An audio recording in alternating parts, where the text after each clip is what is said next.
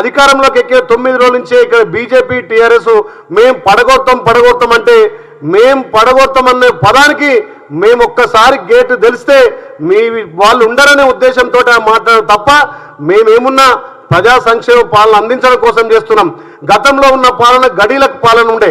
ఇప్పుడు ప్రజాపాలన కాబట్టి ఆ గడీల పాలనను విస్మరించి ఆ గడీల పాలన తట్టుకోలేక వాళ్ళ ఎమ్మెల్యేలే సుమారు 26 మంది కాంగ్రెస్ పార్టీతో టచ్లో ఉండి రేపు పార్టీలో చేరబోతున్నారు. రేపు ఎంపీ ఎలక్షన్ తర్వాత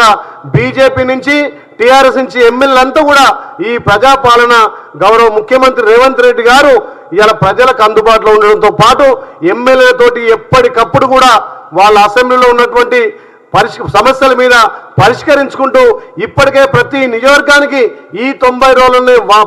ప్రతి నియోజకవర్గానికి 10 కోట్లు స్పెషల్ డెవలప్మెంట్ కింద ఇచ్చారు. కాబట్టి గౌరవ ముఖ్యమంత్రి ఒక సాదాసీదా మంత్రిగా